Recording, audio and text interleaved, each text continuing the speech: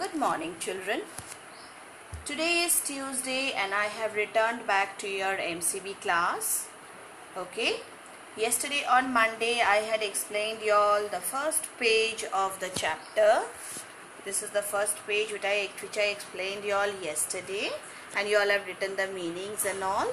So today now the second page. Okay.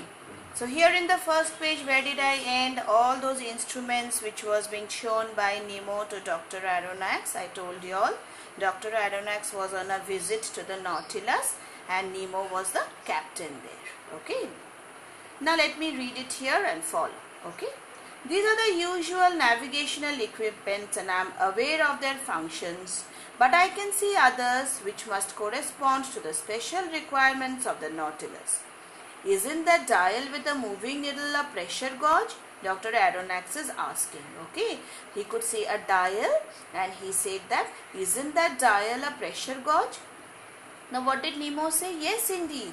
It is in contact with the water outside, and by telling me the pressure indicates what depth my vessel is at. Vessel means the Nautilus. So this pressure gauge, by its movement, it is telling Nautilus at what depth he is in the water.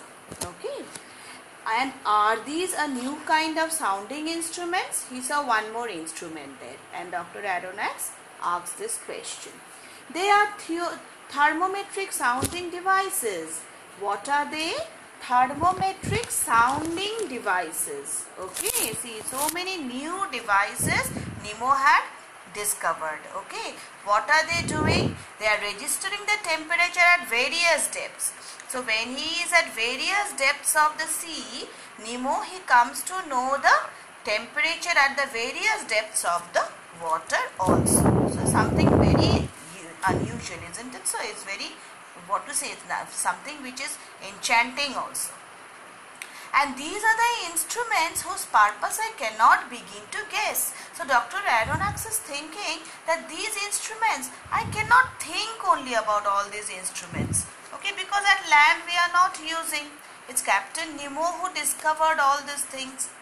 Before going any further, Dr. Aronnax, I must explain a few things. So please pay attention to what I say. See here. Here Nemo, what is he doing? He stopped Dr. Aronnax. Actually, you know, Nemo is the captain of Nautilus and he is also the all in all of the Nautilus. And he is very proud of the Nautilus also. And he doesn't want to tell anybody everything about the Nautilus so that somebody else will become the master of the submarine, because he is the master there. Okay, so here he stops Dr. Aronnax and he says that, please pay attention to what I have to say. Okay, Captain Nemo paused briefly and then continued. There is one agent which is powerful, responsive, easy to use, suitable for all kinds of work and which reigns supreme on board. Something is there which is reigning supremely on the Nautilus other than Captain Nemo. Somebody else is there who's reigning the Nautilus. Who is that? It does everything. It provides me with heat and light. It is the soul of my machine. That means the heart of the machine. What is that? That agent is electricity. So what does Nemo say? That the agent who is the heart of my machine is electricity. Now Dr. Aronnax gets, he exclaims, he gets astonished. Electricity? How do you get electricity? Because you are underwater and you are always moving around in the water here and there. How does electricity from the top of the earth come inside the water to you? Okay. Now what does Nemo say? Yes, indeed. But Captain, the great speed you move at seems to have little to do with the power of electricity, because power of electricity, if consumed in a battery also, cannot give so much speed to the submarine. So Dr. Aronnax is very much astonished to how electricity is the soul of the machine. Until now, the dynamic capacity of electricity has remained very limited. So the dynamic capacity of electricity, even if electricity is consumed in a dynamic manner, even then it is limited, only capable of producing using small forces. Such a huge force to move a submarine is not possible with the help of electricity. Dr. Aronnax, answered Captain Nemo. My electricity is not the commonly used sort. So here also Captain Nemo has invented something else. Okay, he is saying my electricity is not the commonly used sort. And that is all what I wish to say on the matter. So he doesn't even conceal this part to Dr. Aronnax, how he is bringing up the electricity. Okay, he is actually very proud of the submarine. He is taken over the total submarine and he looks after it, and all the things are being done by him. So he is very proud of it. I will not press the point, monsieur, but merely remain astonished at the outcome. A single question, however, which needs no answer if it seems indiscreet. So now Dr. Aronnax says, a single question, one more question, but I need no answer if it seems indiscreet to you, if it seems not necessary to you. The elements that you use to produce this astonishing agent must be used up quickly. So there are some agents which produce electricity.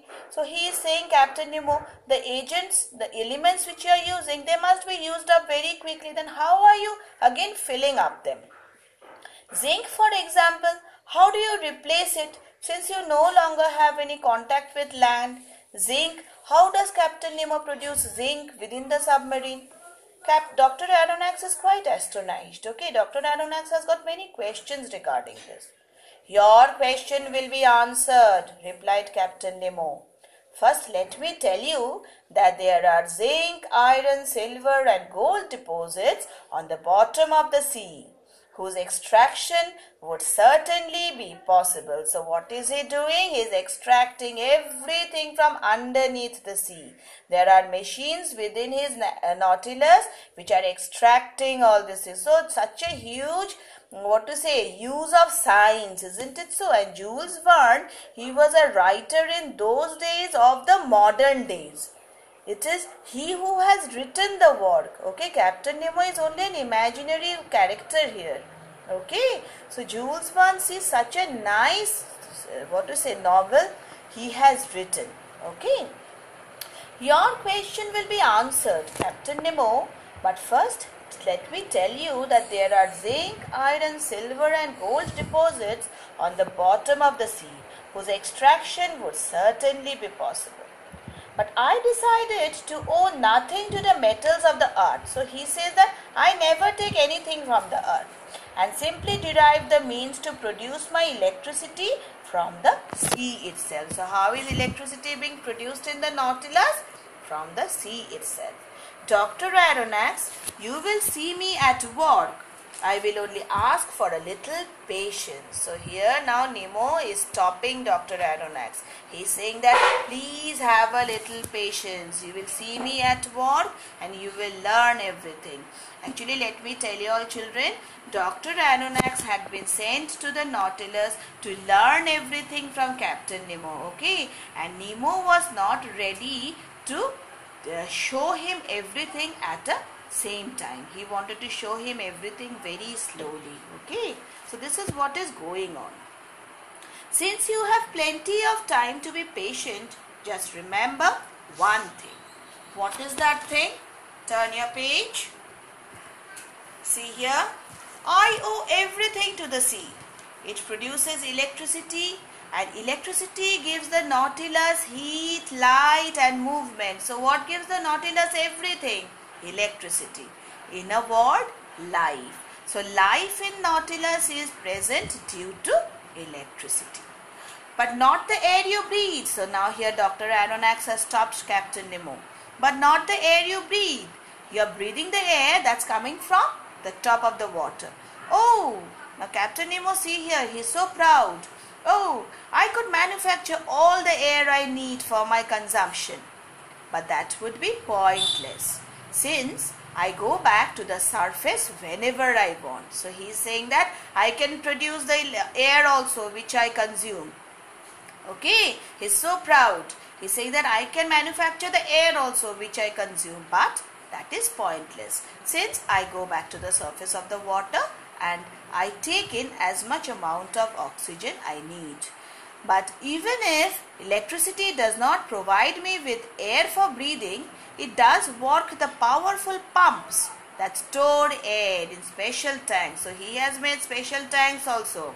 Whenever he goes up, he just captures oxygen there, and he has produced that kind of pumps which captures the oxygen and keeps it there, thus allowing me to remain at the deepest level as long as I wish. Captain, I can only admire this. Now Dr. Aronnax has come to the earth. He is saying, Captain, I can only admire this. You have evidently discovered the real dynamic power of electricity that people will undoubtedly discover one day. I do not know whether they will. Now Captain Nemo is very proud. He is saying that I do not know whether somebody else will discover all these things or not. I do not know whether they will, replied Captain Nemo rather coldly. But in any case, you are already familiar with the first application that I have made at such an invaluable tool. So, what is that invaluable tool? Electricity. So, Nemo is saying, you already know that I have used the first application in a very valuable manner, in such an invaluable tool. It is this agent which gives me light more continuously than the sun could. So, Nemo is saying, this agent is giving me light more continuously. Even the sun doesn't give so much of light to the people on the earth. Look at this clock. So now he showed him another clock there. Look at this clock. It is an electric one and keeps time more accurately than the best chronometers. So proud he is. He is saying that this clock gives me more accurate time than the best chronometers. I have divided it into 24 hours like Italian clocks. Since for me there is neither night nor day, no sun nor moon, but only the artificial light which I carry with me to the bottom of the sea. Who is giving him that artificial light? That clock there. Okay, it's like the sun to him, because the sun gives us light. He is saying that this sun, this light, this clock is giving me light for 24 hours. The sun doesn't give us light for, of course it gives us light because the moon, it captures the light from the sun only, but still he is saying that it is better than the sun. Okay, but only the artificial light which I carry with me to the bottom of the seas. Look, it is now 10 in the morning. So the clock is here showing him the time also, when it is 10 in the morning, when they are talking to each other. Okay, so this much here for today. Okay, now see here children, we will be doing only question number 1, 2 and 3 here. Okay, in your WhatsApp group and in your Google Classroom, I will be producing the answers there. And in your live classes, I will be discussing in the first class question number, all the question answers 1, 2 and 3. And later on, I will discuss the reference to context also. Please go through the chapter properly. We will be doing very slowly all the chapters so that no problem comes up to you when you are attending your examinations. Okay? Okay, thank you children.